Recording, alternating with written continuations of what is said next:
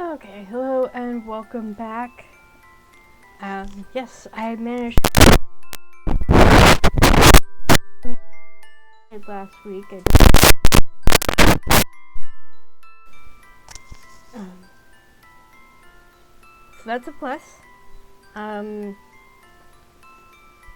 don't know if anyone remembers, but the previous stream, last week's stream, there was a scene that was slightly spicy. There was a hint at spiciness, and I wasn't sure if it would go any further than that, but I double checked the page on itch, and there is a patch for spicier content, and I will probably not download that until after I finish the game on stream, because there's only so far I'm willing to take things on the public stream. In my own private time, I will go as spicy as I like, but that's me. But I like that there's that option available for the people who don't want the spice.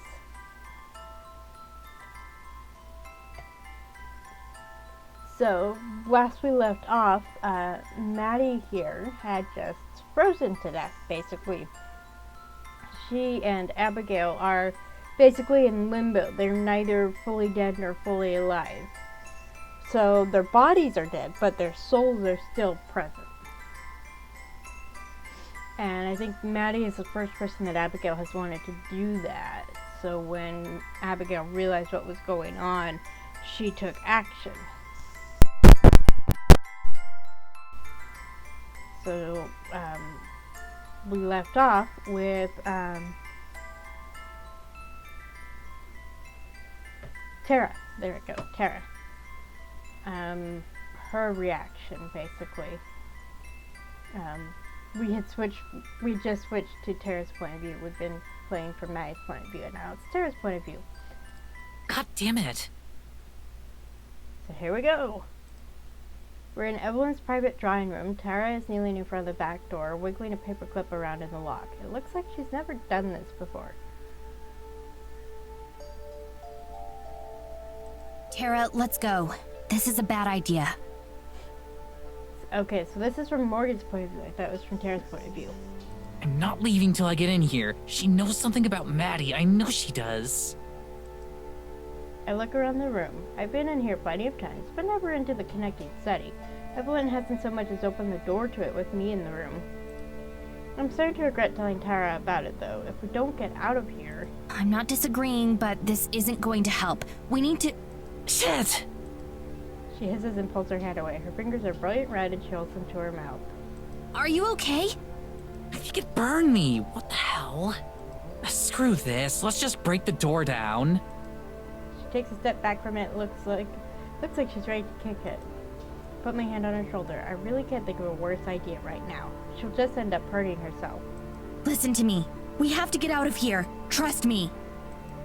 She doesn't move to kick the door, but she also doesn't seem to have heard what I just said. If she hurt Mads, I'll kill her. Tara vibrates in my hands. At this state, there's no telling what she'd do if I weren't here to stop her. She'd probably be lighting a fire in the corner of the room or something by now. I can't let her get hurt anymore, though. I can't let anyone else get hurt. So I'm assuming, as far as they know, Maddie has gone missing and they have no idea where she is. Listen, Tara. I've tried to force it open before. I think she has some kind of ward on it. No matter what we do, I don't think we're getting in there. I'm not sure what Tara hopes to find in there. Anyway, even if it is locked, I doubt Evelyn is arrogant enough to leave any real clues lying around in there. There has to be some way in. There has to. We'll get at that office and we'll find out where she took Mads. I don't care how much weird magic bullshit Evelyn's got. We're gonna rescue Mads. She still hasn't given up hope that Maddie is alive. I wish I could share her optimism. All I can feel is guilt. All this was my fault. If I'd never asked them to come here, no one else would have been hurt. Tara, we need to go. Whatever burned you probably alerted Evelyn. She could be on her way right now. No, we can't give up now. Mads needs us. Tara, we need to consider the possibility that... Tara wheels towards me and grits her teeth. I can't tell if any of the anger she's feeling now is for me. If it is, I can't blame her. She hasn't been willing to face the truth of the situation. But she has to face it eventually. Then what, Morgan? That she just killed my friend? Do you seriously think she'd do that to Mads just for looking around the woods? Yes, I do. My voice is colder than I mean for it to be. Instantly wish I could take it back, but she still doesn't understand. I get that she doesn't want to face the idea of Maddie being dead. Oh, I get that so hard. But she can't ignore the danger we're in. The look in Tara's eyes, however, says this isn't helping right now. I'm sorry. You're right. We don't know for sure yet. But we can talk about this later. Right now, we really need to... Behind me, the door to the room slowly creaks open. My heart stops. I can't move. I can't turn around. I already know what I'm going to see. Good morning, Morgan. Tara. Dagger smile. Instantly, I dash between Evelyn and Tara. Nothing good can come from these two being in the same room together. Little things poking out there. I have to keep them apart. Evelyn just laughs. Just the sound of her voice makes me want to run, but I can't. You both seem so on edge. I'm sorry you don't seem to find my drawing room as relaxing as I do. Oh my gosh. Maybe it's time for some redecorating. How would you feel about a more earthy palette? She crosses the room to the window and leisurely puts up one of the curtains, pretending to examine it. I can feel Tara behind me seething and getting angrier by the second. No opinions? You come into here uninvited, and you'd think you could at least pretend to be polite. Now she glares at me. I can feel the temperature in the room drop instantly. I used to think it was something that was just in my head. I've changed my mind about it recently. It really is getting colder. You never could, though, could you? You never could play along. Always so obstinate.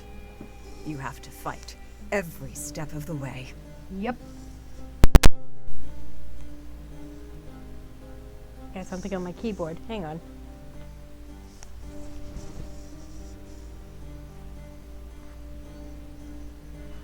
Thankfully, I have a keyboard cover because I'm very...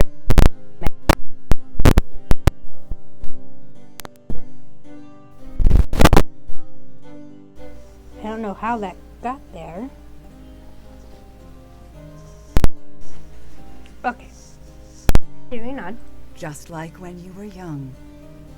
Always cutting your own hair short. Because nothing was ever good enough for you. The clothes I bought, the food I made, and you had to control just one thing. A rush of heat and cold crawl on the nape of my neck. A rush of shame.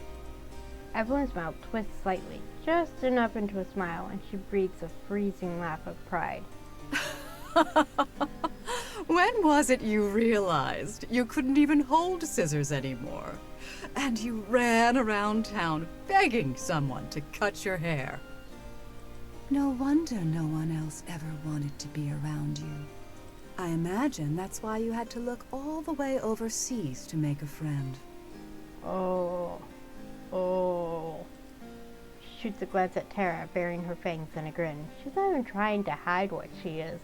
And well, look what happened to them. That's too much for Tara. She's been quiet this whole time, maybe from the same fear that gripped me, but now she steps forward. I hold out my arm to prevent her from getting too close.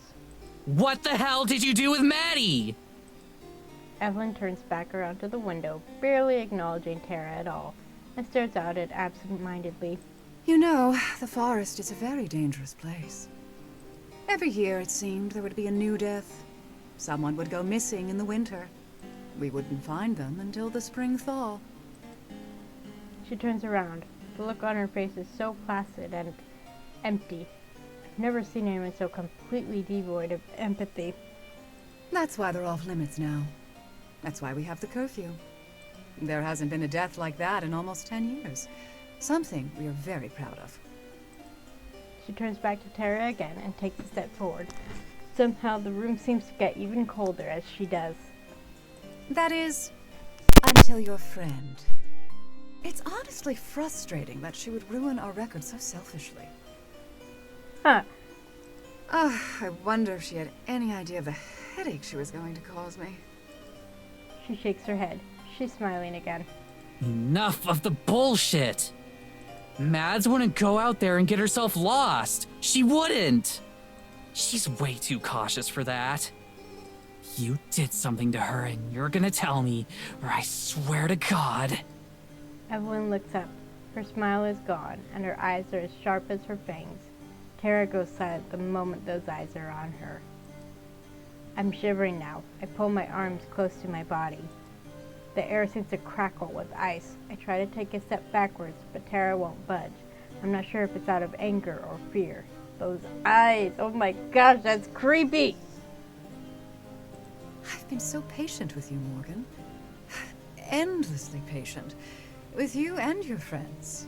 A mother's patience never wears thin. But then, I never was much of a mother, was I? No! Don't! I reach out my hand, but it's too late. Behind me, Tara rises slowly in the air. Oh no. What? Morgan, help! What's happening? Her eyes are wide with terror. Tears well up in my eyes. I have to do something. Please! Don't! You don't have to! Evelyn smiles just slightly to one side. She looks so disinterested. She doesn't even take pleasure in it. She barely notices us and what we feel. How many years did I give you the carrot, Morgan? How many? Eventually, you'll have to learn. And just like that, Tara shoots backward and slams into the wall so hard the whole room shakes. Ow! Tara! She crumbles to the ground in a heap. She's not moving. Evelyn doesn't move as I run to Tara and lean down to look at her.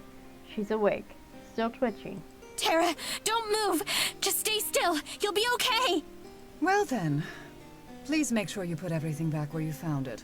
The maids have enough work as it is. My heart starts beating faster. The heat on the nape of my neck spreads down my back. Instead of the hollow pit in my stomach that's supposed to follow, I feel my shoulders stiffen. My breath stiffen. My breathing gets slower, more controlled.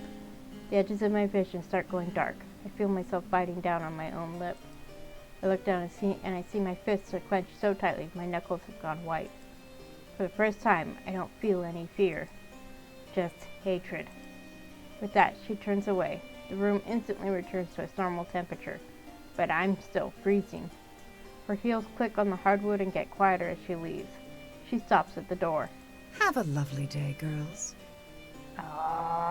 Grrr. Evelyn disappears and the door slams behind her. I still can't move. It isn't until Tara lets out a loud groan that I snap back to my senses. Are you okay? Did she break anything? I don't think so. Can you stand?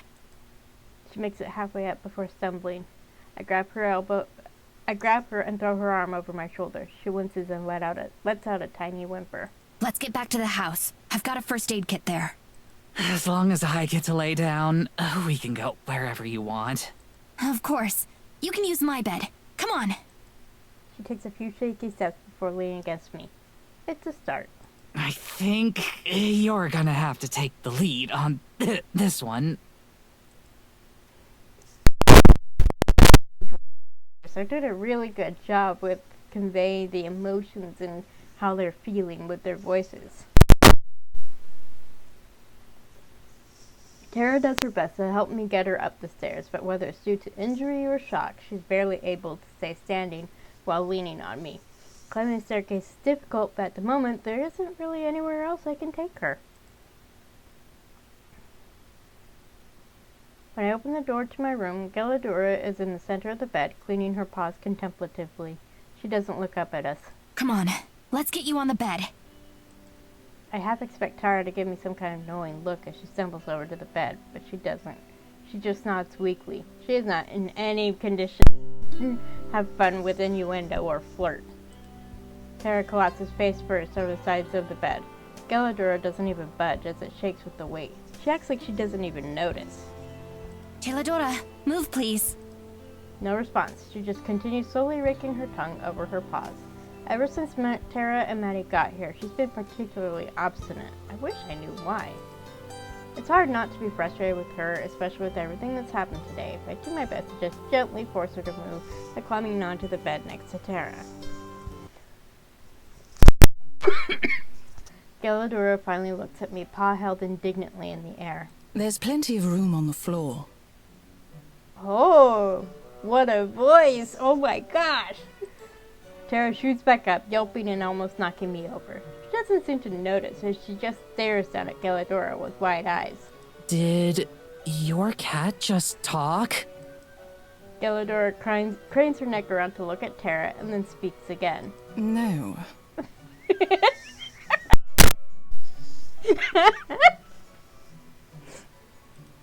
Her voice is languid and drips out of her mouth like syrup.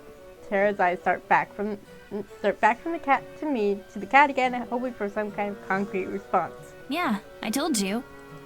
Her face lights up with newfound energy. Lines of pain that had creased it disappear in an instant. I knew it! I knew I could trust you! Sure, it was weird that you didn't actually talk, but I get it. Shy around strangers. That's valid, and also, big mood. Tara, you do not strike me as shy around strangers at all. But I knew it. I knew you weren't lying. I smile. After everything we've been through together, a part of me feels warm when she says that. My chest glows with the warmth I've only felt around Tara. After everything, it should be obvious that she believes me. But Tara's sincerity catches me by surprise every time. Galadora doesn't seem to find it as endearing. She rises methodically, then paws towards the foot of the bed. I'm worried about her. Every month she's gotten more and more cat-like, but this was the first time that she didn't speak at all. And we're so close to the full moon now. She's not going to get much stronger than this. I can't help but wonder how much time she has left. Giladora, how are you feeling? She looks up at me with her bright blue eyes, alive with magic and intelligence. I feel hungry. Blep! She blepping! Yeah, that's what it's called when the cat or dog sticks their tongue out like that. It's called a blep. Did you bring me food, Morgan? I don't think you did. She stares at me. The expression on her cat face is unreadable. I didn't. I'm sorry, Giladora. It's been a difficult morning. You don't have anything, do you? I think I have a melted chocolate bar in my pocket, but can magical talking cats eat chocolate? Galadora regards Tara silently, her white tail swishing slowly across the bed sheets. Then, without saying anything or giving any other indication of her intention, she turns and hops onto the windowsill. Giladora, wait! She turns her head back to me and gazes into my eyes. I feel like I'm being measured. I always feel that way around her. No. You wait. She turns away and sways her tail lazily. I will be back. Such a cat mood. And with that, she leaps from the window to the branches of the nearby tree. She slips through them like a rush of white water until she is gone from sight. Tara and I sit quietly for a few minutes before she finally speaks. Your cat is weird. Yeah, a little.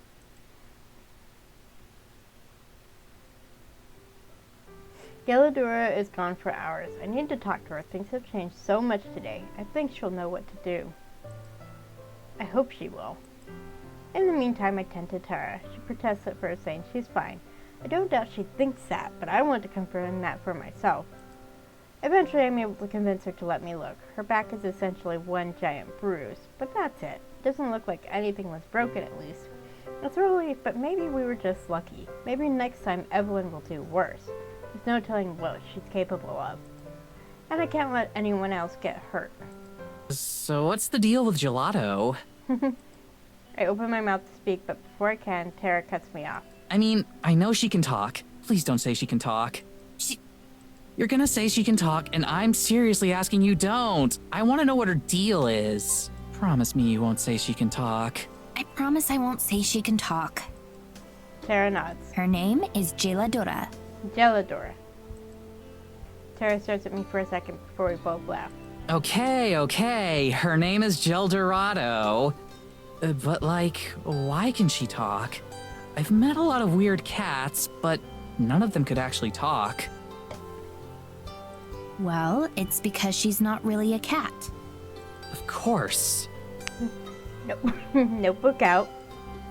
Tara tries her best to sound like she's completely understood the situation now, but it's obvious she hasn't.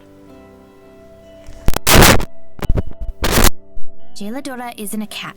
I take a deep breath. There we go. Jailadora isn't a cat. She's a fairy. I don't know a lot more than that. I know Evelyn cursed her to be in that form. Her memories are hazy, though, and it's only been getting worse. She wasn't always like this. She's been around as long as I can remember. She only started talking to me when I was 12, but even back then, she's forgetting she was ever a fairy. I'm worried that soon she's not going to be anything other than a house cat. In Brave, when Meredith's mother, Eleanor, is cursed to be a bear, she gradually becomes more bear-like then, and forgets that she was once human. Tara nods, seemingly taking everything in, and then she's quiet a moment, thinking about it. She doesn't really seem that helpful. I nod my head sadly. She used to be. I'd have never known anything about what Evelyn was without her. I bite my lip. For a long time, she was my only friend. She was the only one I could really trust. I still believe in her. I still believe she can help. I look away. Even if I'm not ready growing up here. I don't know if I'll ever be ready. I know it sounds like I was just a lonely little kid looking for a friend. But I promise she has the knowledge we need in there somewhere. Kara starts to lean toward me while letting out a grunt of pain as she moves. I go to push her back down into bed, but before I can do that, her arms wrap around me. She gives me a gentle squeeze, and I lean into her in response. I want to hug her too, but I know that wouldn't be doing her back any favors. I have never actually bruised my back, but I have tweaked the muscles so I could barely move, so I kind of get what's going on with Tara. So I sit there and let her hold me, try to take refuge in it, try to remember that I'm not alone. You don't have to make excuses. I believe you. And I'm sorry you had to grow up like that. It's their loss that they didn't stick around to see how cool you turned out to be.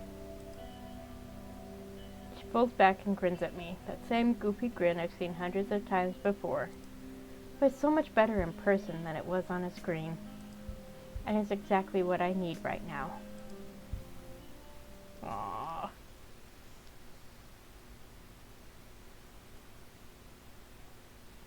Tara and I wait out the day watching dumb videos on the internet, trying to take our minds off things, if only for a moment. They take longer to buffer than to watch. The days of slow internet, I do not miss them. It's dark by the time Jailadora slips back to the window. She's quiet, but even if I hadn't seen her, I'd still know she was there. Something about the air in the room changes when she enters it, the same as Evelyn. Jailadora thinks they were close once. She doesn't know how, but I believe her. Hello, Jailadora. Meowdy! How's your hunting? She looks at me, and if ever a cat could give a self-satisfied grin, I swear she would right now. Her voice seems to luxuriate in it. It was good, Morgan. I love her voice. Much better than your hunt this morning. She jumps into my lap and rubs her head against my hand. How does she know about that? I know much about Evelyn. Her voice is deep as stone and rumbles in her throat with a purr. She stops rubbing on my hand for a moment and looks up at me. And Evelyn knows everything about you. What did you think would happen, cursed child? I hate when she calls me that. I spent years dealing with it looming over me, and the last thing I want is her rubbing it in. Even more, I hate that she's right. I should have known this would happen. I should have kept Tara from going to the office. But I never imagined Evelyn was that strong, and Tara's paying the price for my failure. Evelyn is as good a hunter as any cat. She'll never let her prized vessel out of her sight. She's watching you even now, Morgan. And when the moon is full, she will finally strike. And then, still in my lap, she curls up and closes her eyes. I'm not going to get any more out of her tonight. Tara doesn't say anything for a while. She looks contemplative even. But when she does speak, she asks a question I knew she would. Why'd she call you cursed? Yep. That's my question too.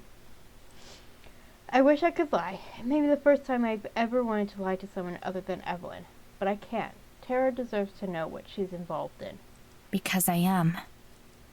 Tara just stares at me, half in shock. She quietly waits for me to continue. I hesitate a moment before continuing regardless. Evelyn is not my real mother. My real mother died before I was born. And whatever Evelyn is, she took her body. She's done it to our family for years. Jeladora and I pieced it together from town records and scraps of my mother's diary. Every couple decades, she has to change hosts. And I look into Tara's eyes. This is the first time I've ever told all this to anyone. And you're next. Yeah, that was my guess too. Tara says the words I don't want to. I nod. Evelyn's going to make her move on the night of the full moon. That's what Jeladora says. I close my eyes. I know she's right, but I don't want to admit it, even to myself. The full moon is so close. And then I feel a hand grip tight on my own. I open my eyes and I see Tara staring back into them. Wow, that's a lot. And, like, it's really hard for me to know what to say here, but thank you for telling me. Yeah, that's... I mean, how do you process something like that? Process someone telling you, yeah, I'm gonna be possessed eventually. I'm gonna die. We're gonna stop Evelyn, and if it has to be before the moon is full for whatever reason, then we'll do that and we'll save Mads. We'll stop her, I swear. She's smiling so big and so broad, and she sounds so damn confident I want to believe her. More than anything, I hope she's right. Yeah. For the first time in my life, I want to trust someone.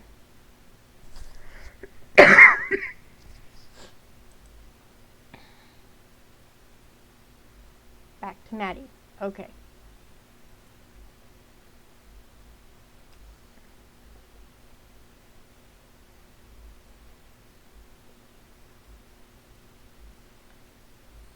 Okay, saving. I'm starting to get used to it, just a little bit. I've done my best to keep a regular human schedule as much as I can. Going to bed at night, waking up in the morning, even if they're unnecessary, they help me feel a little bit more like myself. Like, not quite everything has changed, hunger or not. I'd kill for a cheeseburger or something, though. I don't know what I'd do without Abigail. She's never far from my side, and she's my anchor through all this. Endlessly supportive and positive, I know that she views my circumstances, well, differently than I do.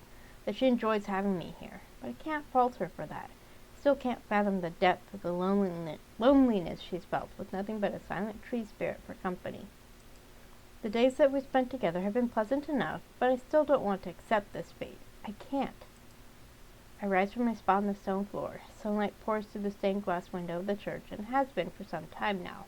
There hasn't been much snow since the storm that I was caught in. All of my time has been spent here in the church or exploring the woods with Abigail. Try to see the charm in some of the places she's taken me, but they all feel the same. Trees and rocks and snow in varying combinations. The forest may be huge, but stifling in how repetitive it all feels. I'm sure that will that will change once the weather does. Once spring arrives. Keep hoping that Tara and Morgan might come by so I could at least see them, even if they can't see me. So far, they haven't. I look around the church, expecting to see Abigail waiting like usual. She's nowhere to be found. I can hear her, though, from just outside the church, singing. I move through the doors to watch. Just a few feet away, she stands with her back to the church and me, her arms outstretched, but not fully. She sways softly as she sings. And God, how she sings.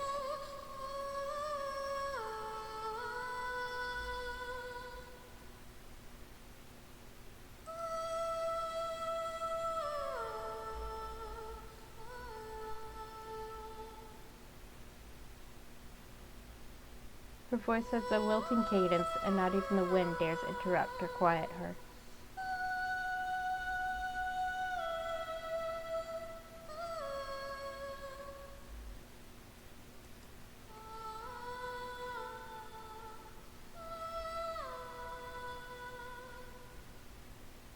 unreasonably beautiful, the kind of voice that if you heard it on the radio, you'd have to pull out your phone to see who you're listening to. And to think I get my own private concert like this. She faces the sky, and I don't need to be able to see her face to visualize the smile that I can hear in her voice. The song she's singing is wordless, but still beautiful. I wonder if it's something she came up with herself. I imagine her spending years playing with the melody. Maybe she's just making it up as she goes along. I notice then that I'm not the only one watching. A small flock of half a dozen or so birds crowd around her feet, watching in rapt attention. They hop around, occasionally cheeping to join in.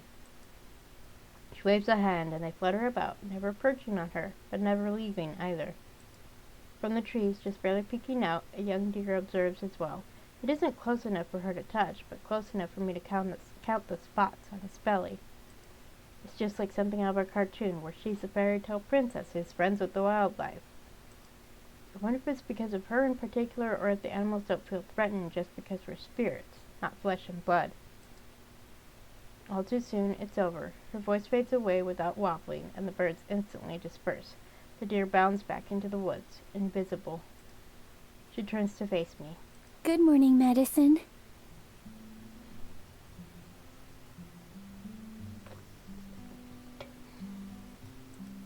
I'm blushing, and I don't know why. Good morning. That was amazing. Thank you. I hope I didn't wake or disturb you. Nah, not at all. Besides, if I'd known, I'd have gotten up early just to hear more. Aw, you're flattering me. No, that was pretty.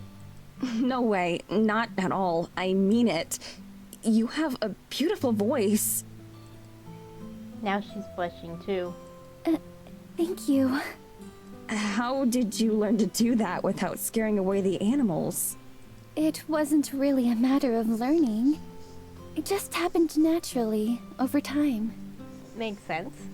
I sing for myself, first and foremost. I think eventually, they realized that I wasn't a threat. It seems like they were enjoying the show too.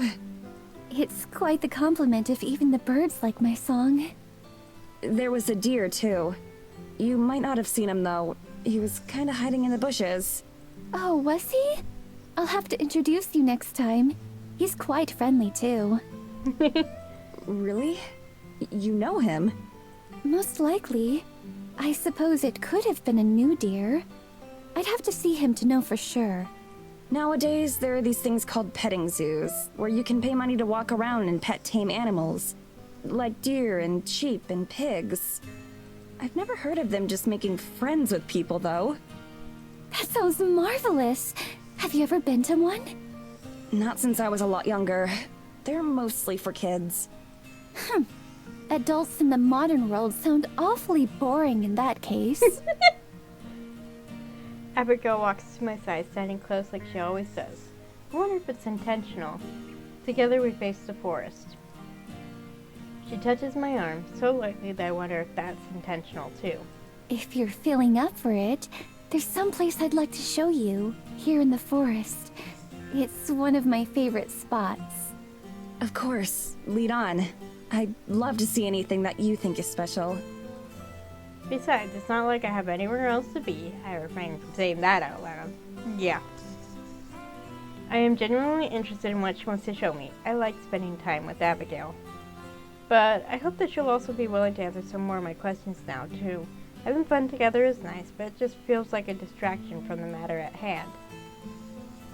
Speaking of hands, Abigail takes mine, ever so gently.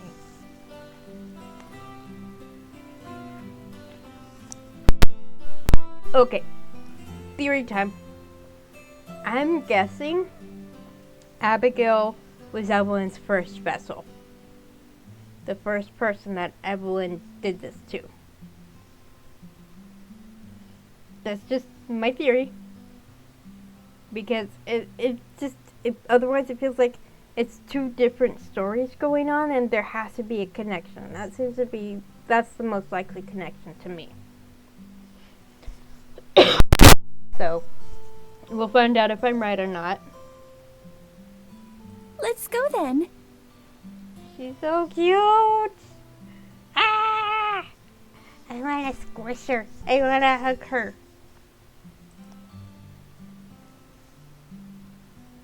We take off at a brisk pace, but the distance falls away faster than normal. I'm borne along by her boundless enthusiasm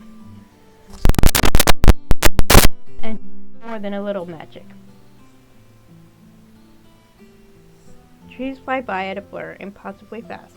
It's like being on the train again. Except, though to be fair, I have ridden the Metrolink to and from school, and that was actually not very bumpy at all. You barely notice the movement unless you're like looking out the window. Like snowflakes, they melt into my vision faster than I can really notice.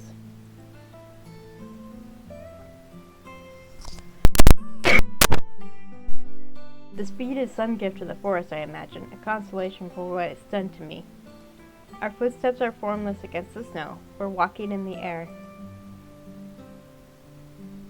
It's the same as when I first met Abigail. It feels like an eternity ago. For at least a couple hours more, I try to push those thoughts away so I can enjoy whatever it is she wants to show me. I want to enjoy this, for my own sake. For her sake, too. I have trouble thinking of anything other than her.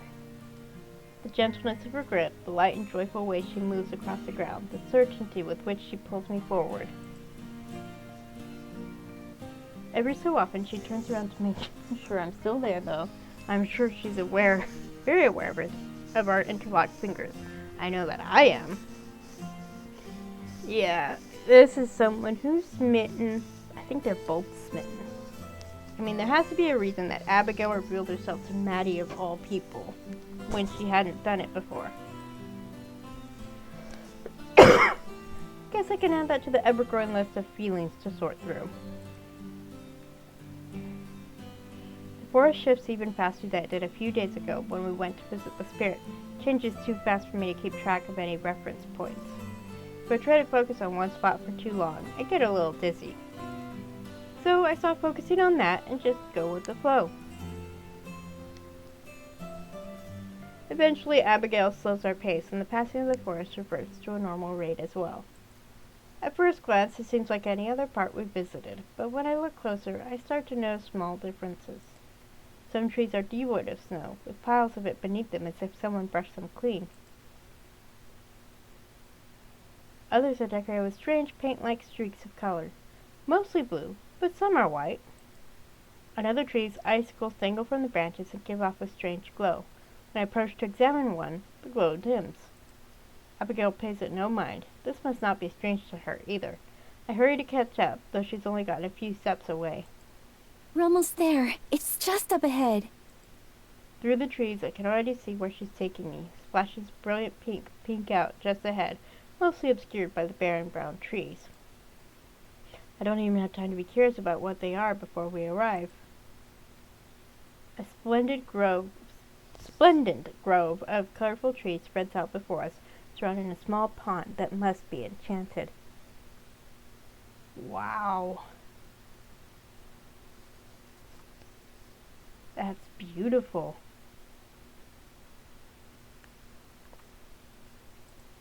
The leaves that hang from the trees are salmon pink, flecked with flickering lights. Lavender bushes crowd their bases, sparkling with dew or magic. While snow covers the ground all the way up to the shores of the pond, the trees themselves are devoid of it, much like the forest spirit's home. I wonder if the two are related somehow. Even more remarkable, though, is that the pond itself is also unfrozen. Its glassy surface is smooth, save for the occasional ripple that spreads across. It's small enough that I can see clear across to the other side. Makes this place feel even more secret and hidden. Could wander the forest for years and never stumble across it. I move slowly towards the water. This place deserves calmness. Oh, Abigail. It's beautiful. The water laps at my feet, though remains undisturbed. Like a vampire, I have no reflection, a fact that I pointedly try to ignore. That's fair. Where are we? What makes this place so special? This is one of my favorite places. Isn't it lovely? As for what makes it special, Her eyes twinkle conspiratorially. fairies. There's a beat of silence. I feel like I should be surprised at her answer, but I'm not.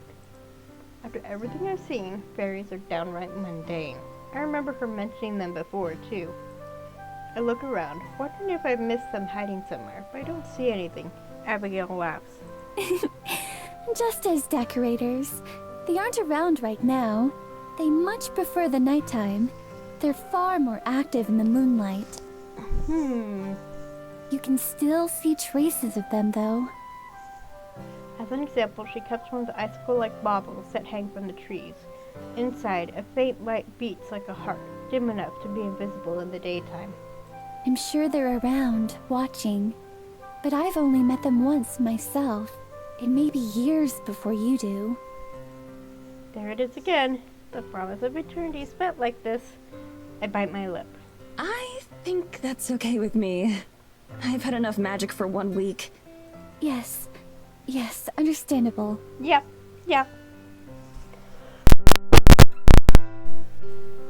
She walks back to the shore of the pond and sits down. I take a seat beside her. Really though, thank you for bringing me here. It's nice. I'm glad. I wanted to show you that not everything about it is bad.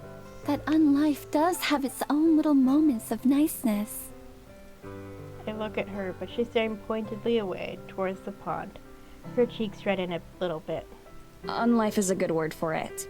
Do you think so? I worried before you woke up that I would have forgotten how to speak or forgotten words. I talked to myself to keep in practice, waiting for a day when I would meet someone again. That's also why I sing, so that I don't forget how much I enjoy it, even if nobody listens.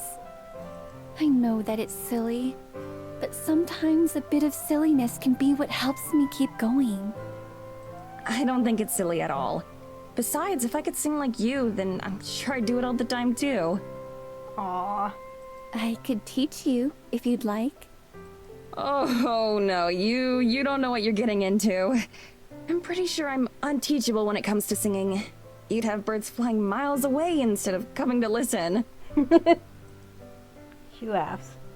Come now, I'm sure it can't be that bad. I knew nothing of singing when I first started. I simply practiced and practiced. Everything gets better with practice and time. My singing voice has got to be the one exception. My middle school choir teacher even told me there was no way I would ever be a singer. It was one of the most traumatic days of my 12 short years back then. Yeah. I wouldn't say I'm a bad singer, but I sing because I enjoy it. But I'm not the sort who would, I'd never join choir. For a reason. I joined band instead. And then I didn't even stick with it. I switched to drama. In all of existence? Out of everything. In that case, I suppose I must hear it, just to know. You can't promise something like that and then not demonstrate. Sneaky.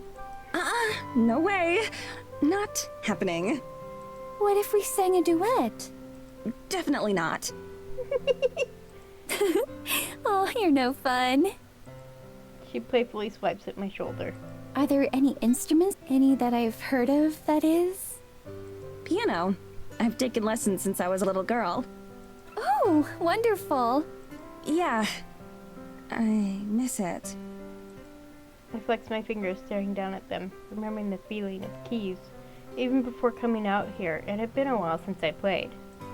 I don't think I ever consciously stopped. It just happened over time. Yeah. My twin used to play the flute when we were in school. And she even planned to make a career out of music. But she eventually switched focus and stopped playing. and she also got braces, and which made it hard for her to play anyway. And so I guess she hasn't really picked it back up. She still has her flute, I know that, but she hasn't, I don't know if she's ever pulled it out and played again. Most of the time, the only music I'd have the opportunity to listen to was during prayers, or the occasional traveling performer. Sometimes I'd convince Mr. Braun, who played the organ, to show me some of the pieces he'd learned in the city. She says this with a sly smile, sharing some private joke with me. Do you remember the names of any of the pieces? I wonder if I've heard of them. Oh yes, there was... Oh. She bites her nail, thinking about it. Oh, it's on the tip of my tongue. She squirms, wiggling around like she's hoping the memory will fall into place. Finally, she shakes her head. Maybe not. It seems I've forgotten. Well, maybe if you hum the tune. Do you think there's a chance, though? Are you very familiar with songs from, well, my time? Some of them, yeah. A lot of the most famous and respected composers come from those days. From this part of the world, too. Abigail sighs wistfully and looks off into the distance. I'm glad to hear that. They must be magnificent to be remembered so many years later. How nice that must be, to leave behind a legacy, to be missed. Oh, ouch. My heart. To be missed. The way she says it is wistful, a dreamy sigh, like something that she longs for. I glance over, half expecting her to be crying, but her face is steady and calm. She catches me looking and smiles. I'm sorry. I'm just feeling a little nostalgic. You don't need to apologize. I like hearing what's on your mind. I'm glad. It would be rather unfortunate if, after everything, we didn't get along. We both laugh at the idea. I do have another question, though. A personal one. I know you said I can ask you anything, but... I meant it. Please, go ahead. Well, before, you said that you've never even tried to... go back. Escape. Whatever the right word for it would be. Why is that? Doesn't it bother you, being stuck like this? Abigail scratches at the soft dirt beneath us. Of course, her fingers move impotently through it, changing nothing. If you don't want to answer, that's okay. I don't mind. I'm just thinking of what to say. So, I suppose that you've been thinking about it a lot, right? How to... go back. I nod. Almost constantly. I don't know if it's possible or anything, but... Don't get me wrong, I'm beyond grateful that you saved me at all. But it feels like... like we're so close to being alive, but not. Everything's changed, but at the same time, it's like nothing has. I don't feel much different, but everything's different. Sorry about that. I took a drink of my soda and it tried to go down the wrong pipe. There we go. I have a whole life out there. Or at least I did. I can't just forget about it. Or move on, or give up, or something. I understand. She's quiet, and I wonder if I went too far. If I asked something that I shouldn't have. In a lot of ways, it's one of the most intimate and personal questions I could possibly ask. Then she shifts around to face me better. I didn't have much left once I moved on. My family, and those I care about. I had no desire to return to them. And then time started to pass. At first the days felt slow, torturously slow. I did nothing but sit around and mope, never straying far from the forest spirit who had saved me. But then I started to explore more, to get to know the forest, find moments of happiness. I was still terribly lonely, of course. It has been, until you got here. But I can honestly say that I didn't hate it. I sang, I watched, I found my own joy where I could. Eventually, time left me behind.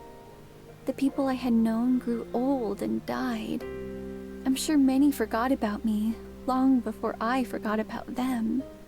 At some point, there was nothing for me to want to go back to. The rest of the world outside this forest is just a maze that I don't know how to navigate. Here in the forest, I know nearly all there is to know. There's no grief or loss or pain. There's just peace. Before I can respond, she stands up, brushing away imaginary dirt from her gown. Would you feel up for another walk through the woods? Perhaps this time I can show you where the wisest, most handsome-looking owl nests. It's been so long since I've said hello to him. She offers me a hand.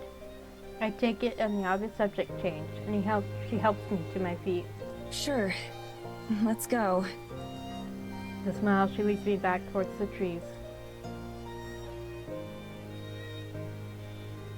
So many of the conversations I have with Abigail are painful reminders, either of the years of solitude she's endured, or of what I can look forward to in my own future. Both make me very certain of one thing. I'm glad that she's here with me. Back to Morgan.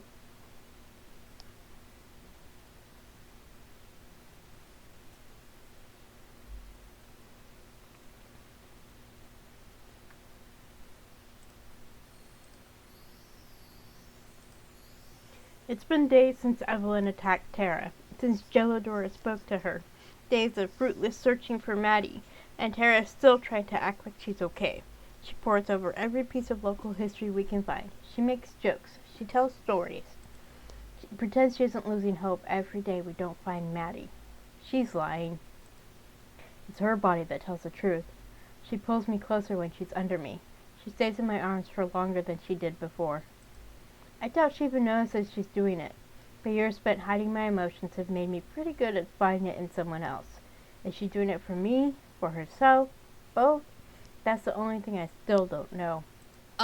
Morgan? I can hear Tara's voice calling from the kitchen. I smell the smoke a second later. I'm out of the bedroom before I realize I'm moving. My mind fills up with a million possibilities. What if Evelyn's already here? What if the cabin's burning? What if... I think I owe you a new pan.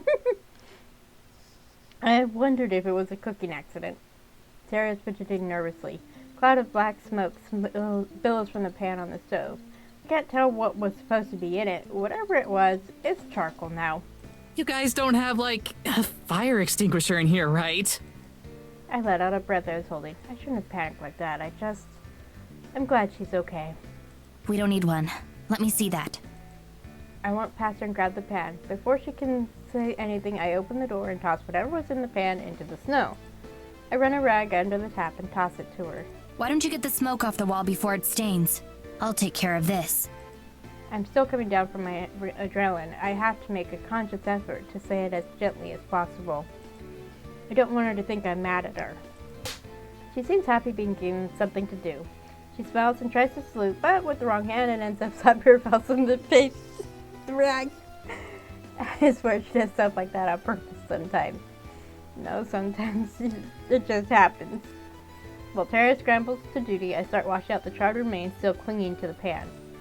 After a few moments, Tara shuffles nervously behind me. You don't cook much, do you? Does not cooking at all fall under not cooking much? Because if so, yeah. Then why did you... Her eyes flick towards the counter and I follow her gaze. There's a tray sitting there. It's a mess. A piece of clumsily sliced fruit, a cup of liquid, blackened toast. You were making me breakfast. Tara looks guilty. Yeah, well, you know. She looks down and starts fidgeting with her shirt. I figure that since we're leaving the cabin, it'd be a waste to just leave it here. And, I don't know, you've been really helpful and stuff. And I thought maybe I could pay you back a bit. But I just wasted the food anyway. My mind reels. I can't utter a single sound. I don't really have any friends. The few people I'm on good terms would never do something like this. Evelyn stopped preparing meals for me the instant I could make them for myself. And even when she did, they weren't much more than leftovers of what she made for herself. It was a dumb idea. Sorry. My body moves on its own, my arms outstretched and wrap around her. Before I know it, I'm reaching up to her face and pressing my lips against hers. The minute I actually process what I'm doing, I pull away and drop my arms to my sides. We both stand there awkwardly for a moment before I'm able to speak. Thank you. Nah, why didn't we actually see the kiss? Look at her blush. You're thanking me for screwing up making breakfast? I'm thanking you for trying. Aww, Oh, right. I guess that makes sense. that's sweet. I doubt someone like her would understand why this means so much to me. She has good people in her life. Random acts of kindness must be commonplace for her. But for me, I've never been treated as anything but a tool. I spent years turning the idea in my head, thinking that I deserved it. It was easy enough to believe. So this moment means more to me than I could possibly say. Even if I actually knew how to talk to people, I couldn't do it. Best I can do is try to repay it in kind. Maybe we could make something together? After all your videos have taught me, I'd be happy to teach you a few things in return. Are you sure? I mean, I literally know nothing about cooking. All I do is slow you down. She's protesting, but the smile on her face makes it clear how much she really wants to do this. Seeing that grin in person is way more radiant than seeing it through a screen. That's okay. I'll take the lead, and we can go slow. I take her hand again. She squeezes it, and I squeeze back. Now, let's start with teaching you how to use a stove without burning the house down. The time of smiling. That's a cute name for music. That's probably a good one to know, yeah? Yeah. My siblings and I started learning how to cook when we were in middle school. Because, I can't remember if it was middle school, but my mom was working until not late, but it got to the point where if we wanted to eat at a reasonable hour, we had to be the ones to cook the meals. So now we take turns cooking. And we have a rule, if you cook, you don't clean. Grab some sausages from the fridge and toss them in the now clean pan before putting it back on the stove. Okay, so you're going to want to have the heat a little lower than the absolute maximum for this one. I figured the higher it went, the faster it would cook. Technically, you're right, but that's also how you burn things beyond recognition.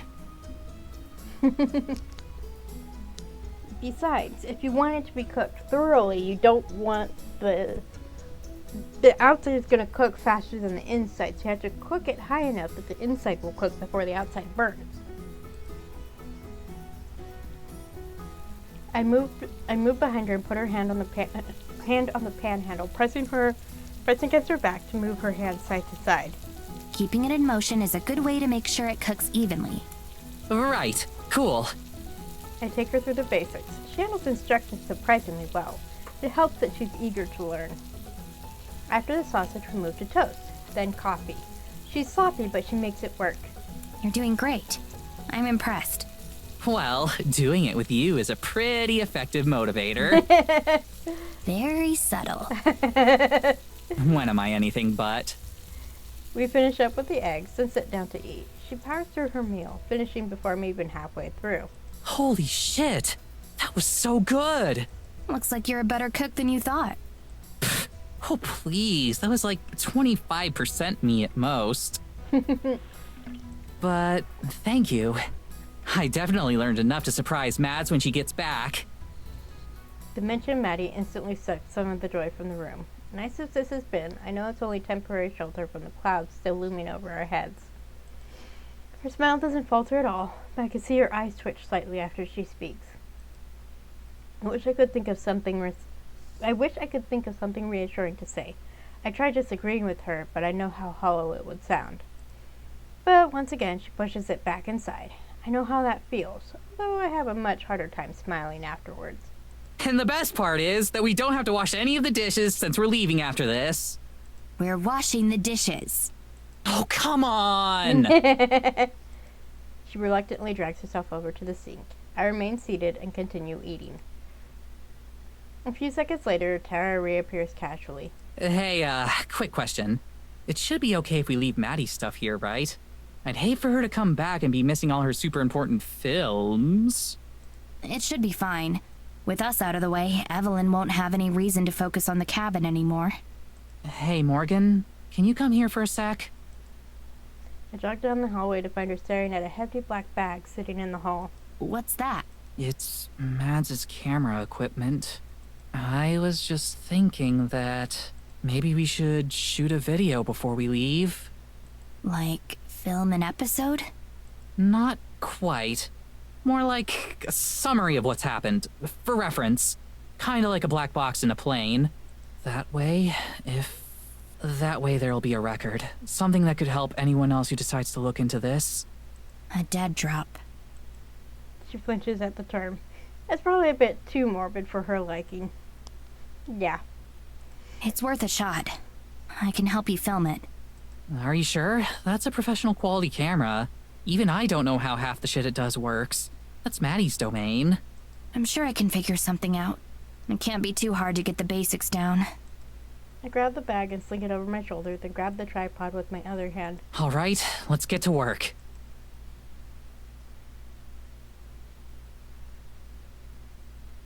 Okay, wait, let me... Hang on, I think I've got it. No, that's just going to access the archive. We need to get the focus right for the main shoot. Things aren't going well. Neither of us can figure out how to work the camera. My only contribution has been getting it on the tripod. Most of the terms Sarah's using fly over my head. She claims that Maddie's the one who knows all about how to make it work, but even her limited understanding is worlds away from mine. I'm sorry. I wish I could do more. Don't sweat it, you're doing fine. Lie. Maddie never taught me much. She, makes the videos. I just do the talking. Her voice is quiet. Maybe this was a bad idea. All it seems to be doing is making her miss Maddie even more. And I'm sure as hell not good enough to replace her. At least I finally managed to get the camera to a point where it's actually filming. Oh shit, you got it! She's humoring me. The picture isn't even close to being in focus, and I somehow managed to make the colors even more washed out than this place already is. It doesn't look like anything like her most recent videos. I can do better. There are still settings I haven't tried. Tara clasped me on the back. A bit too hard. She's so obvious. Don't worry about it. The stuff is confusing. Maybe the blur will make it look more mysterious or something. Sure. She leans against a tree in front of the camera. On her signal, I hit what I hope is record. I give her a slight nod, and she's off. Hello, everybody! Welcome to a very special, not quite an episode of Paranormal. We've had a lot of crazy shit go down in the past couple weeks, so Morgan and I are putting this together to make sure we don't miss anything. Who's Morgan, you ask? She's our inside woman, as they say. We wouldn't have found any of the stuff I'm about to tell you about if not for her, and she's been a hell of an assistant, too. Mads would be manning the camera right now, but, she's not here right now. It's complicated. Her voice dips for a moment before launching back into her professional cheeriness. So, where to begin? Well, I suppose I should start with a little story about a spirit, also known as the only time I've had fun in church. She launches into her story without having to take a single moment to think about it. I feel like I'm watching her transform in front of me.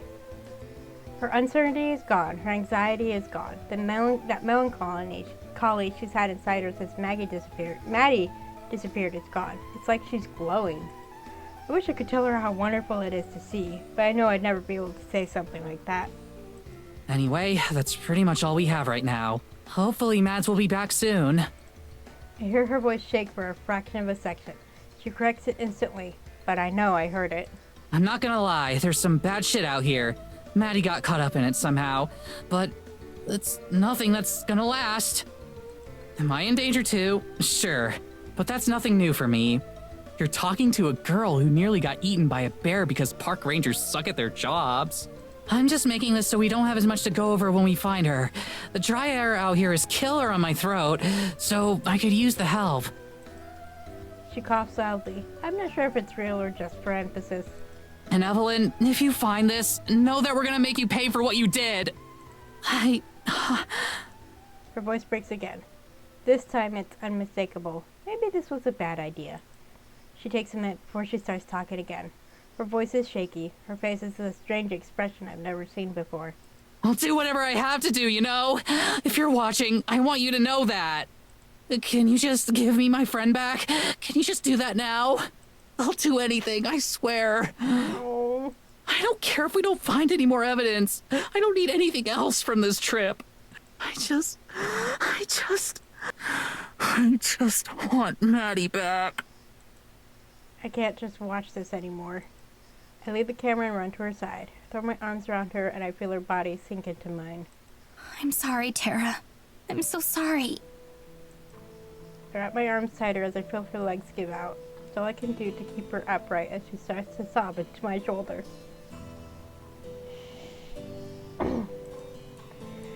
Unease settles in my chest. I've never had to do anything like this before.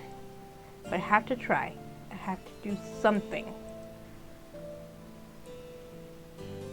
Oh, we actually get a choice! We can actually make a choice for once!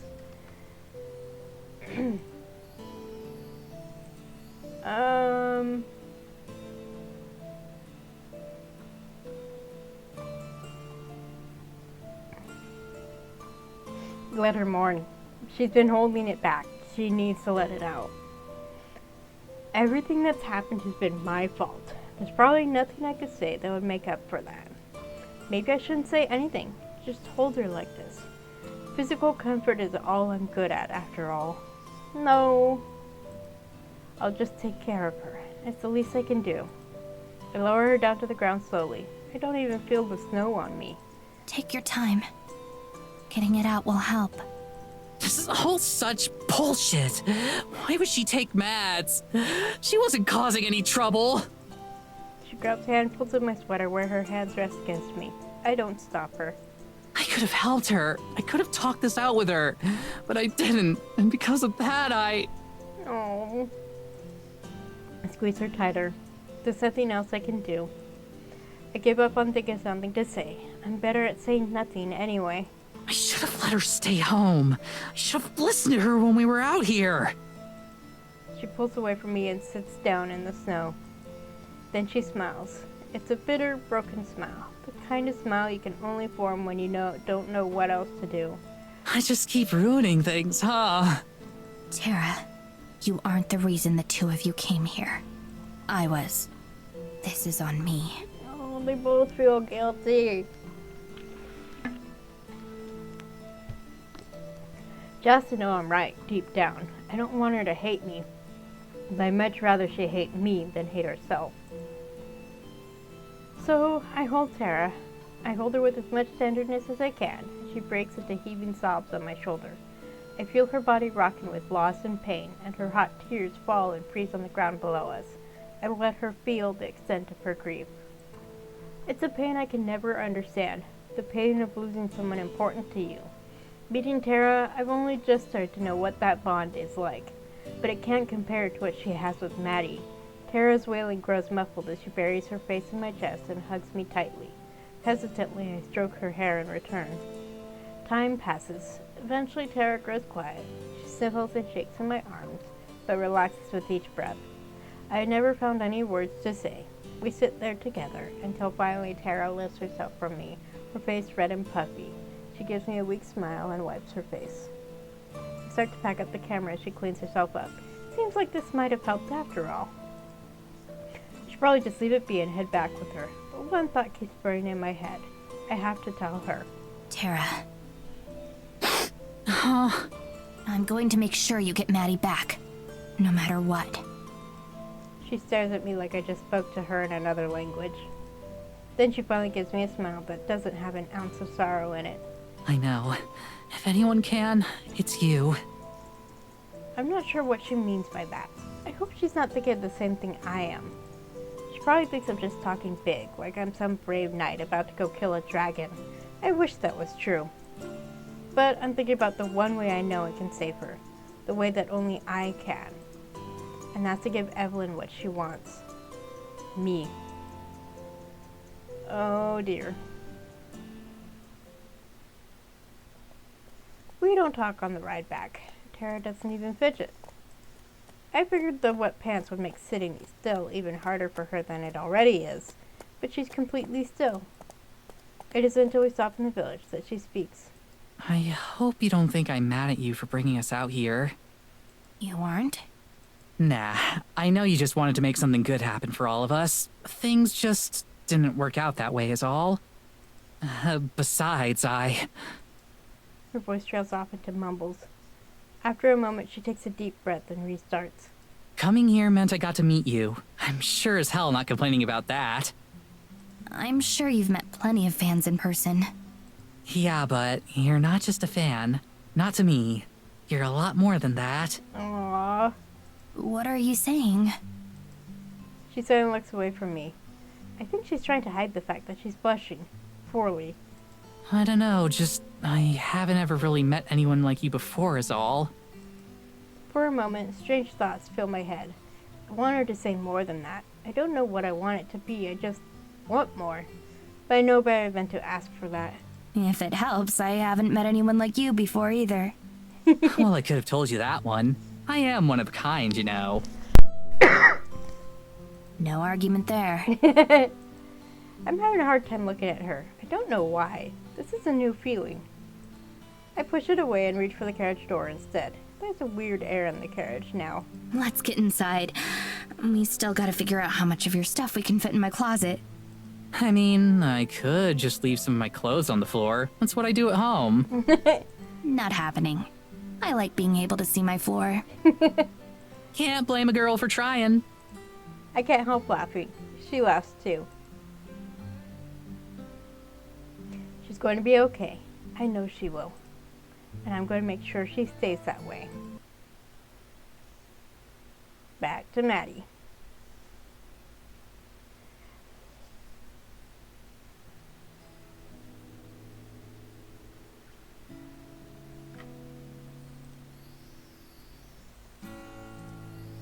By now, I've all but given up on being able to see Tara again. But I can't abandon the idea without at least trying to get through to her. She deserves to know that I'm okay. Or at least as okay as I can be, given the circumstances. At first, Abigail was hesitant about interacting with other people. I don't blame her. After 2 centuries of solitude, talking to 3 complete strangers within the course of a few days would be a pretty jarring shift. Despite that, she understands how important this is to me. She also warned me that we can't venture too far into the village itself. The magic of the forest only extends so far, and there's no telling what would happen to us if we went past it. The border of magic isn't clear-cut, so she made me promise to stay close to her. Just in case. I really am lucky to have someone as accommodating as her with me. Even if we fail, it means a lot that she's willing to try. I had to fill her in on what to expect from Tara and Morgan's personalities, doing my best to be as charitable as I can, and telling her how likely Tara is to completely flip out when she sees a ghost. Once she's fully prepared, we make our way to the cabin. It's empty. There's not a trace that anyone has been here in days. All of Tara's things are gone. That's an instant relief. It seems like a planned exit. Did you find something, Madison? I can't help flinching as Abigail flows through the wall next to me. And corporality is one of those things I haven't been able to get used to. I think so. It seems like the 2 of them went back to the village. I don't even entertain the idea that she went home early or anything like that. It's not in her nature. Do you think so? That sounds like it would be dangerous. Why would they put themselves in danger like that? I have no idea. Hopefully we can ask them ourselves. Abigail starts to back away, looking down at the ground. Madison, of course I'll do my best to help you. But I feel like it would be remiss of me if I didn't warn you to not get your hopes up. It took me years to be able to manifest myself. The chances of you being able to communicate with them so soon are low. That's okay. I didn't have much hope to begin with. I don't like being this dour about things, but I don't see how else I'm supposed to feel. She looks stricken by my words, and I hastily tried to gloss it over. I mean, hey, you never know. If you can do it, maybe I can come along with you. The two of us together are bound to be able to accomplish more than we could on our own. Together. She looks down, grabbing handfuls of her gown. She agreed to come with me before, but seems like she's having second thoughts. What's wrong? It's just that accompanying you would mean returning to Eisenfeld again. I haven't returned since, well... Oh no, I never even thought to ask about that. I tried to avoid talks about her death as much as possible. Strange as it sounds, it feels like it would be rude in a way, invasive. But I should have at least checked with her before suggesting we make our way there. I'm sorry, Abigail. I didn't mean to... To my surprise, she hurries back towards me and nearly bumps her head against mine as she closes the gap between us. You don't have to apologize, Madison. I agreed to help you, and I'm going to honor that commitment. Besides, maybe it could be good for me. I can't avoid going back there forever. And having you there will make the burden of memory much easier to bear. Her conviction combined with her invasion of my personal space makes my face flush red, and for a moment it looks like she's worried she upset me. I give her the best smile I can manage. After years of making Tara normal, I'd hoped maybe a bit of Tara's charm and social skills would have rubbed off on me. They haven't. If you say so. As long as you don't feel like I'm forcing you or anything. Not at all. You've been nothing but kind to me, Madison. I want to repay that kindness. If anything, I still feel like I'm indebted to her for saving my life, but I know she wouldn't see it that way. I've done my best to be polite, but I haven't exactly made any grand gestures of thanks to her. Thank you, Abigail. Really. Of course. Now then, shall we? Lead the way.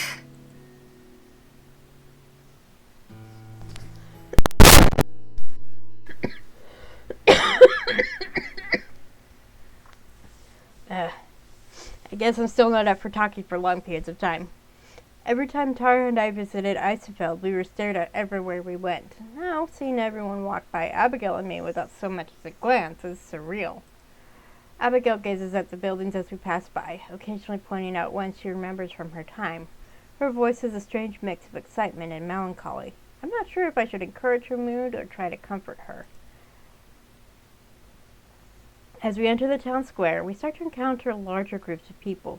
Each time one passes close by, Abigail grabs onto my arm and moves closer to me. Is she scared of crowds, or is it something about the villagers themselves that has her shaking? I'm tempted to ask her, but I think better of it. For all I know, this fear could be connected to the way she died. My mind runs wild with possibilities. Maybe she was burned as a witch or cast out of the village? This definitely isn't helping. I need to focus. Thankfully, it's not too long before we reach Morgan's house. I just hope they're here, and more importantly, I hope we can reach them. Are you ready, Abigail? I'm ready. Let's go. We face through the wall and into the kitchen. And there they are. Tara and Morgan sharing breakfast, close enough to touch. I'd give nearly anything to be able to hug them right now. My feelings are a mixture of guilt and elation, and worry, but more than anything, I'm glad she's okay, both her and Morgan. I need to talk to Tara. There's so much I need to say and ask. Tara! Can you hear me? Morgan, this is delicious. How the hell do you know how to make all this stuff? Apparently she can't. She doesn't even look in my direction. Most of it I picked up from older folks in the village. The rest I pieced together from random cooking videos. When all this is said and done, remind me to give those channels a shout out in an episode, because this rules. I try waving my hands in front of their faces, hoping that maybe movement will convey what my voice clearly can't. Once again, no reaction. Morgan leans towards Tara, passing right through my hand. Maybe you'll learn enough while you're here to make a few cooking videos yourself. Are you asking because you actually think that'd be good, or do you just want to see another video where I almost burned my house down? Morgan shrugs and gives Tara a small smirk. When Tara chuckles in response, I feel another surge of sadness. I knew I shouldn't have expected this to work right away, but I'm still crestfallen. Having them this close hurts in a way I couldn't have imagined. All the time I spent feeling ignored while I was alive seemed so trivial compared to this. So what's the plan for today? Got anywhere in town we might be able to hit up for local lore? Most of the official records of town history are sealed up in Evelyn's office, so those are off the table. but we might have some luck checking out older buildings around town.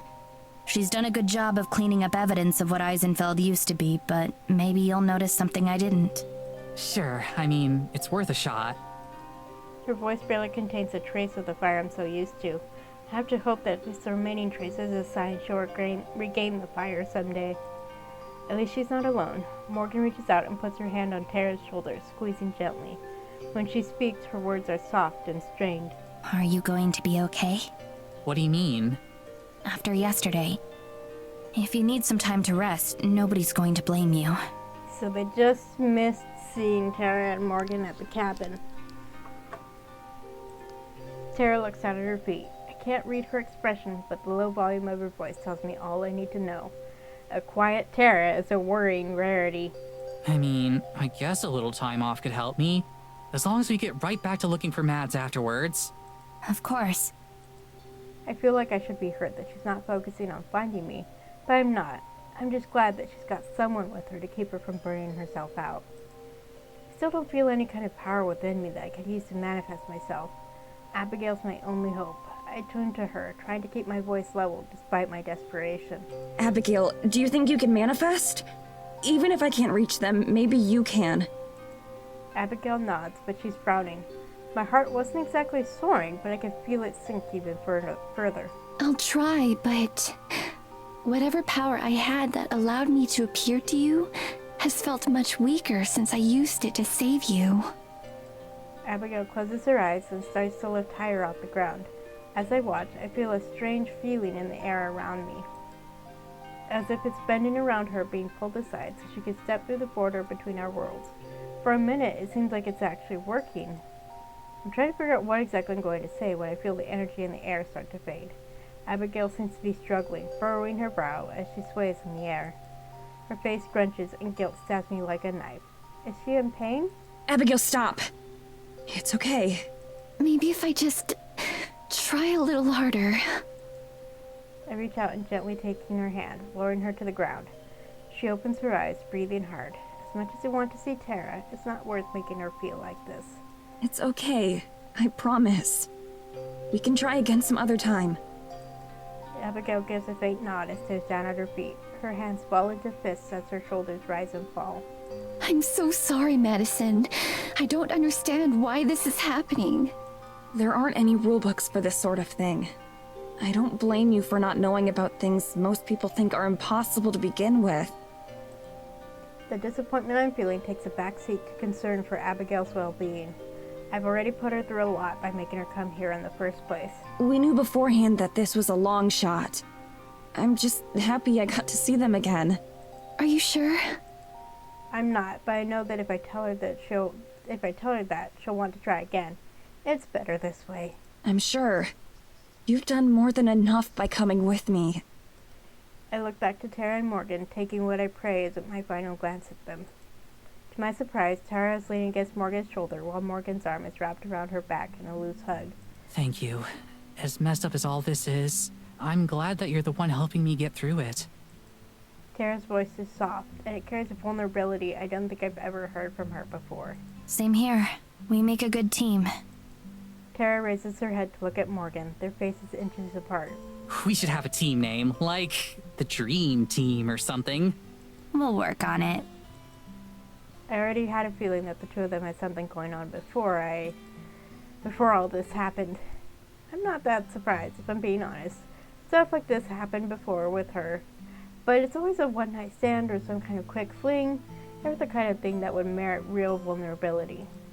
Then again, she's never been in a situation like this before. Maybe losing me brought out a part of her that I never knew she had. As if in response to my thoughts, Morgan leans forward and kisses Tara. It's a lot more than a simple peck on the lips. This is something deeper.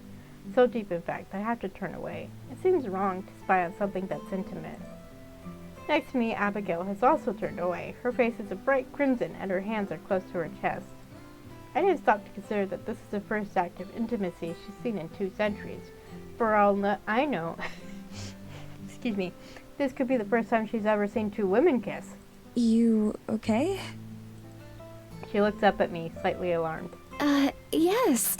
I'm okay. I just wasn't prepared for something like that. Trust me, I wasn't either. Abigail pauses for a moment, closing her eyes and taking a calming breath. It is nice, though, isn't it? A love like that can give someone incredible strength. Yeah, I'm happy for them. I really am. Maybe this will help her cope better now that I'm gone. But we should probably go. I feel really weird being here for this. Of course. Maybe we can try this again another time. Her words lack conviction, but she doesn't protest. I'll have to think of some ways to cheer her up once we get back to the church. Hey, do you want to maybe... The front door creaks open. All four of us freeze as we face the entrance. Evelyn stalks in and slams the door behind her. She doesn't say anything, but neither do Tara and Morgan. Tara is shaking, and Morgan places a protective arm in front of her as she glares at her mother. I shiver too, desperately wanting to look away, but feeling unable to. Part of me screams to do something, anything, to get her away from Morgan and Tara.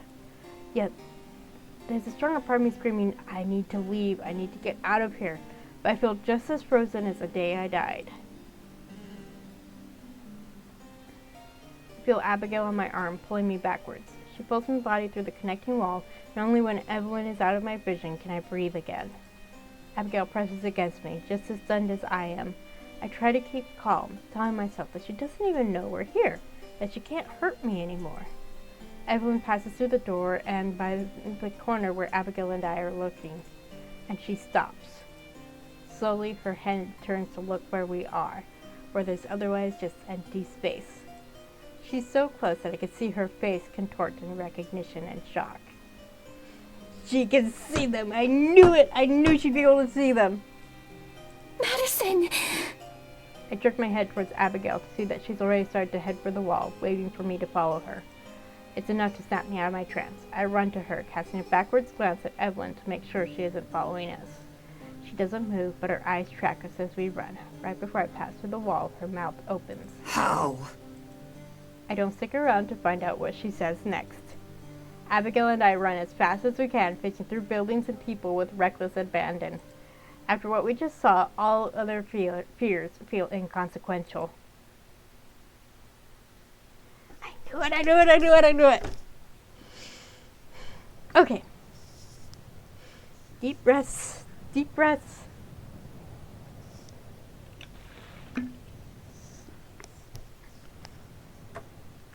We'll save here.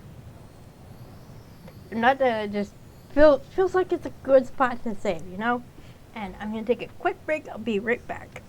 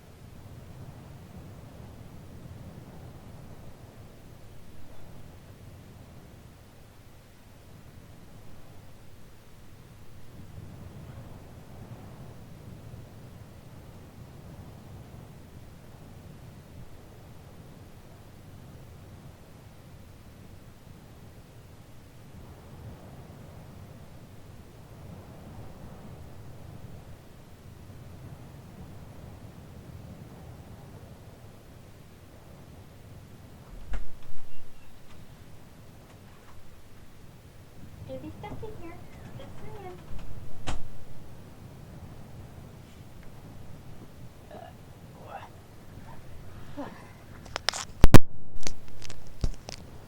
Okay, I'm back. I brought my cat in with me, though knowing him, he'll want back out before I'm done. Felt good to get up and stretch, as well as a bio break. all the water and soda. Shadow?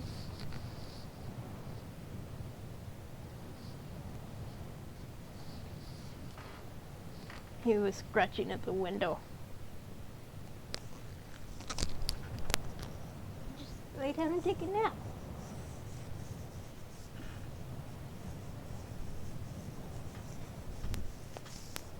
Sorry, when a cat demands pets, you give them pets. What? What? Hi. Or do you want back out already?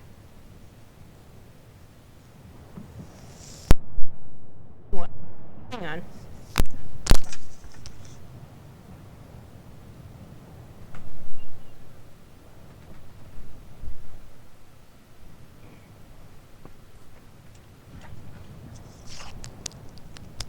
I knew he wouldn't want to stay.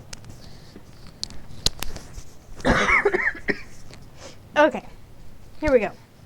Back to the story. We still got like 25 minutes.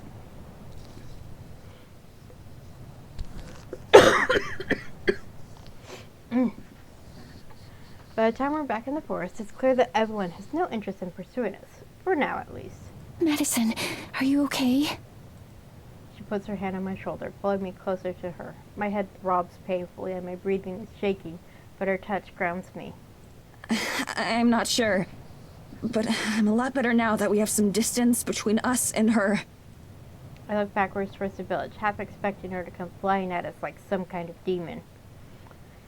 I will say, I kind of wish that Gelladora had shown up and been like, yo, there's, two ghosties here with us? One of them's your friend Maddie? Oh, well. She saw us, Abigail. How is that possible? Abigail looks down at the ground, and I realize she's shaking as hard as I am. I wish I knew. Madison, she said something to you before we left, didn't she? Yeah. I didn't catch all of it, but I think I know what she was going to say. She looked shocked when she saw us. Confused, even. I think she didn't know about us being out here. Abigail's voice is barely above a whisper when she speaks. Her face is drained of color. But now she does. The message is clear. As long as Evelyn is in Eisenfeld, we can't be. I'm sorry, Tara. I'm sorry, Morgan. But it looks like you're on your own. Ooh! Abby's point of view. I think we had that before.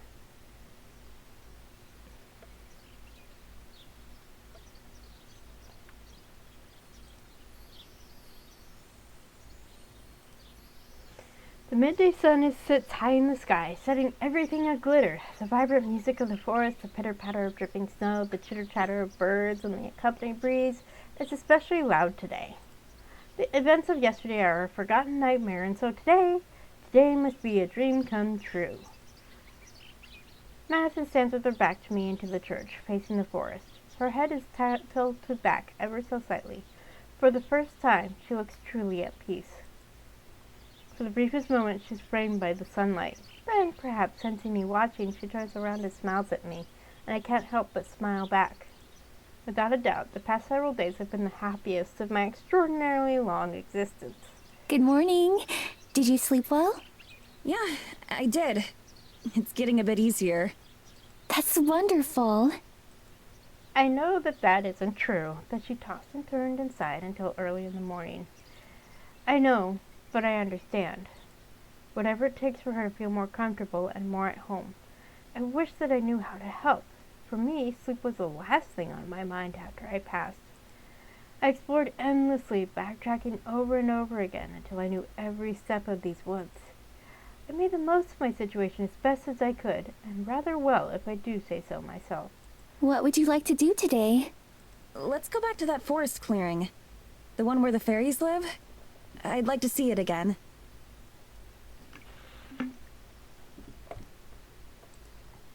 My soul sings that out of everywhere we've been, that would be the place she wants to return. I rush to her side, drawn to her presence like a magnet. Simply being near to her makes me happy. A part of my mind screams at me that I don't deserve it. The same way that she doesn't deserve to be so miserable. Still, I put on my brightest smile as I touch her arm. That sounds perfect. I'd like nothing better. Shall we go now? Yeah, sure. As is tradition, I lead the way out of the church and towards the forest. The trees and branches part invitingly, familiar and old. I ask the forest to take us to the clearing, and I can feel it ripple in response. Not physically, but in my heart. I know that the forest is listening. It's difficult to explain. So much of this existence has become habit and routine for me. There we go. Why was I having so much trouble with that word? So I keep taking it for granted the difficulties Madison must be going through. The emotional turmoil coupled with the way her own understanding of the universe itself keeps changing. I feel another pain in my heart at that. Stab of guilt once more for enjoying her presence. Madison accompanies me unhesitatingly, her steps more confident than they used to be. We walk side by side. I relish the closeness. I wonder if it even crosses her mind. Oh, if she only knew. When we reach the clearing, Madison sighs contentedly, relaxed and easy. A tranquil expression settles on her face. Like a masterpiece of art, I spend the whole day appreciating that look if I could. The gross serenity is contagious. I also feel a little more at peace here. We head for the shore of the pond, as still and glassy as ever. It's kind of funny, but Abigail kind of matches the color scheme. I wonder if that was intentional. I really love it here. It's so calm. I nod. Of course we've discussed it before, but I don't mind. I could listen to her talk about anything for any amount of time. It actually reminds me of somewhere back at home. There's a little lake near where Tara and I live. Sometimes I like to go and sit down there to think. One sec.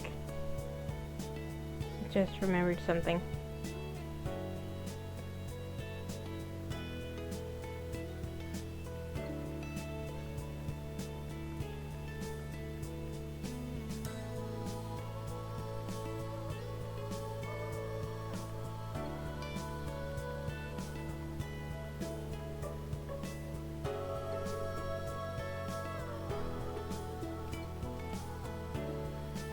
There are a ton of geese and ducks around too.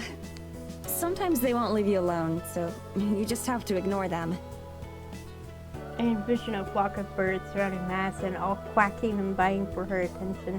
Maybe they want you to sing to them too. Madison laughs, sweet and subtle. It's the most beautiful sound in the world. Nah, they just want food. It's really popular to go down and feed them.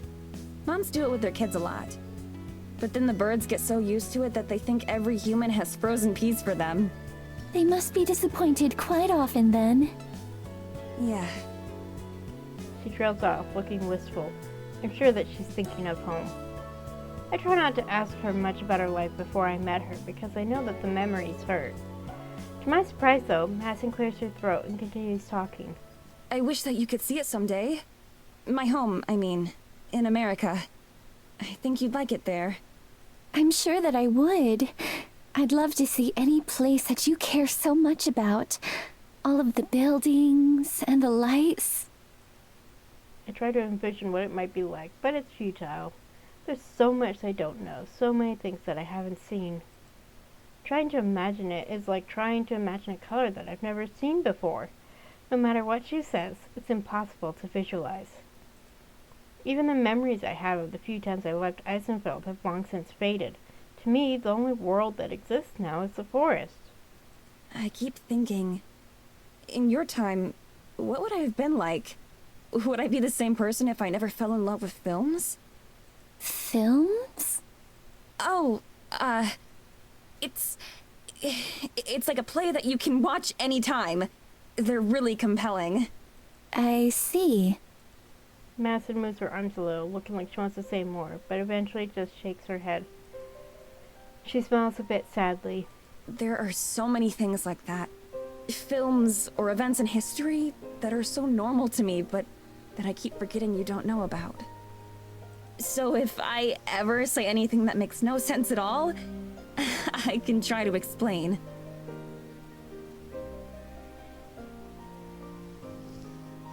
There are a lot of things I've wondered about, it's true.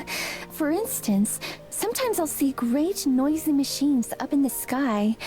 Do you know what I'm talking about? Madison giggles again, but I don't know why. Yeah, those are called airplanes. They're kind of like giant carriages that carry people around. That's how we got from America to here. What? Don't tease me like that. There's no way something like that could fly. I know how they work. That was one thing I studied when I was younger, was how airplanes fly. No, it's true. It's really true. They're the fastest way to get around the world. There are also these things called cars, which are much smaller and only fit a few people. But most people own their own car and use it to get around. Do you have one? I do. Why not use that to cross the ocean? She laughs again, and I don't know why. At first I feel embarrassed, the gulf of knowledge that I lack nearly as wide as the ocean that she claims to have crossed. But then she steps closer, placing her arms around me in a light hug. Again, I don't know why. But it's lovely. I feel myself relaxing, leaning against her arms and just enjoying the closeness, the comfort, the affection. Far too soon, Madison relaxes and regretfully pull away from her. She gazes up at the sky, and for a brief moment I anticipate another lesson about the modern world. I've been thinking a lot about what you said the other day. About how you've never wanted to leave this place. Yes, I'm far too cowardly for that. And in many other ways, too. I don't think that's cowardly at all. It's difficult to leave behind what you know and what feels safe. In fact, it's really scary. I know that the two don't really compare, but before I decided to quit Terra's show, I felt the same way. Like I was afraid to leave, just because I was so used to it being part of my life. But I decided that if I wasn't happy with how things were, that I should just take the risk and change something. Everyone has those worries, though. That doesn't make you a coward. Madison half smiles, the side of her mouth curling up just a little bit. If we ever do find a way out of here, maybe you could come back to America with me. She's joking. I'm sure that she doesn't mean it, or at least not fully. And yet my heart flutters like a bird taking flight. Even after everything that's happened, that she'd even have concern for someone like me. She truly is the most extraordinary person I've met. And as happy as her offer makes me, it hurts like a knife in my heart because I know that it could never be. I wouldn't deserve that kind of happiness anyway. Oh, Abigail.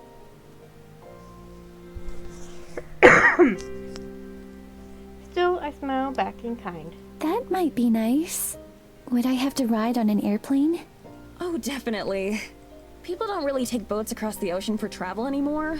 Not nearly as much. Pretty much everyone flies.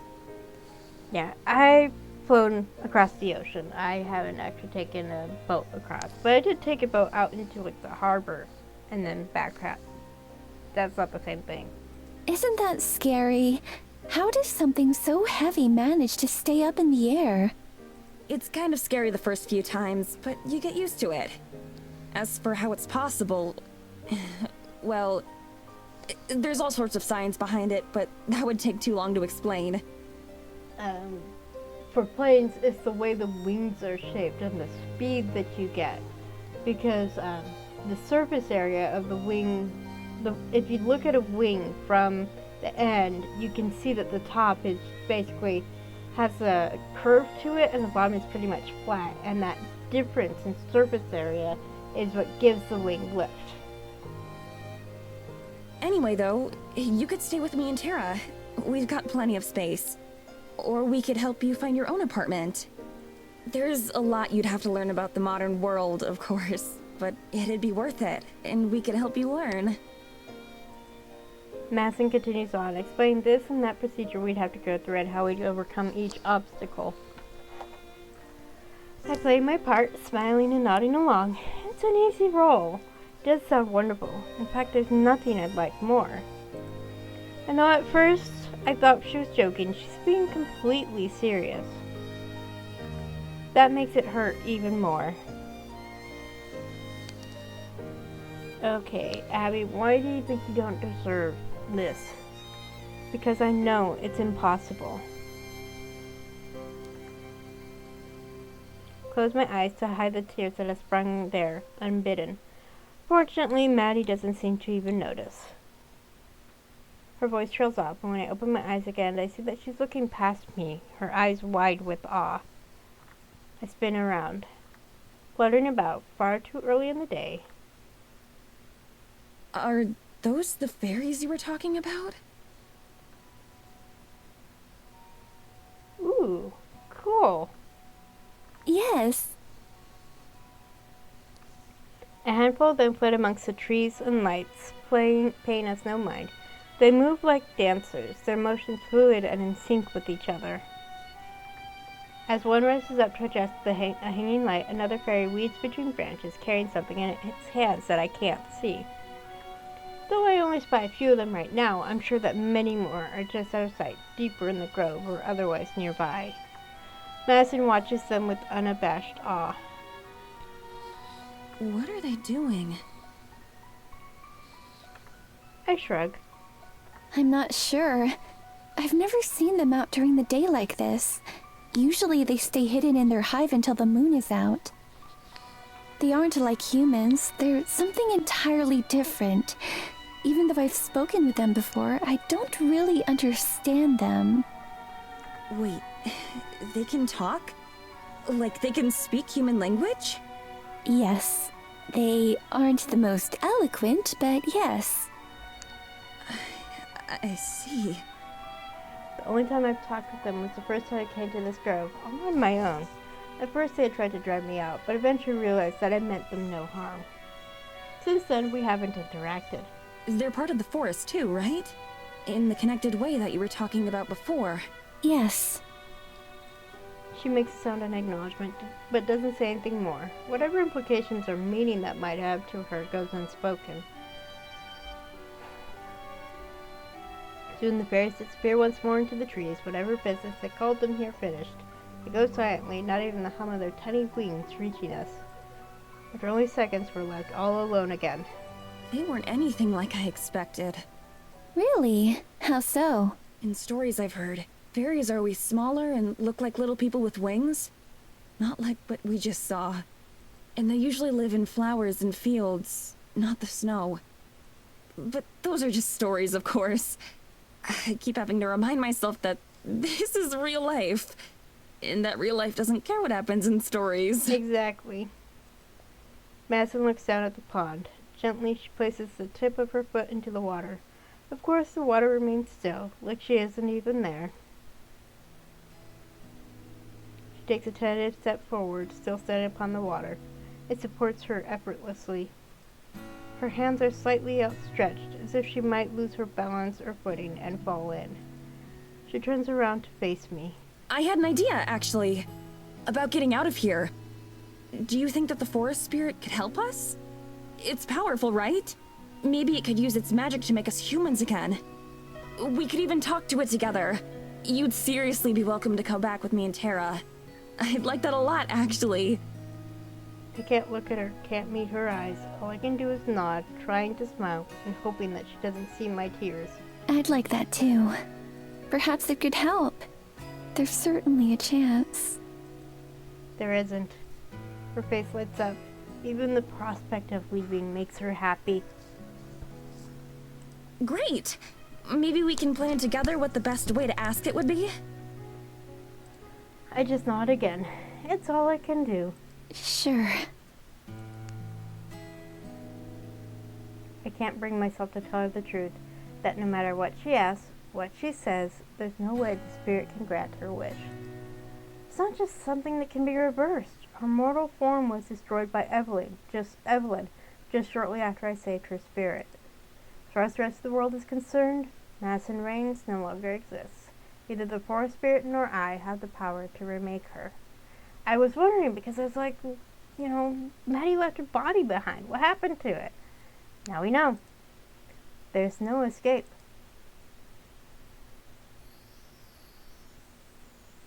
chapter 4. I don't even know how many chapters there are. Okay, this is where we're gonna stop. Because it's been almost 2 hours, and that's about the best amount of time for me. Title, there we go. Okay, so alright, so yeah, Madison is definitely dead. There's no way to change that. She can't become human again.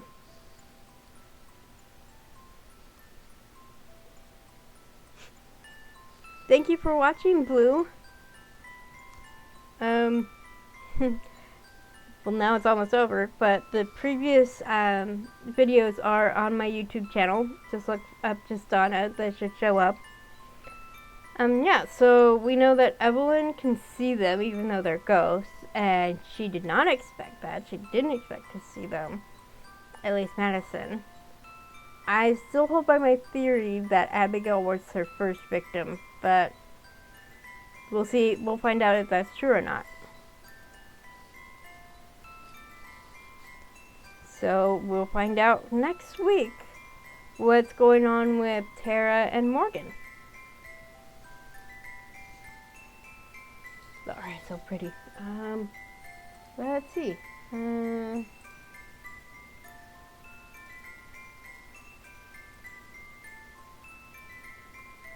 Okay, so there was nothing in chapter 3.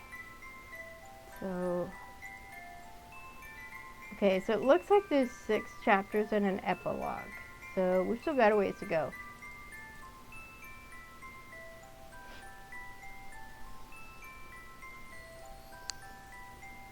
So yeah, thank you for joining me, and if you're watching this on YouTube, like, comment, share, subscribe, all that fun stuff. I'll see you next time.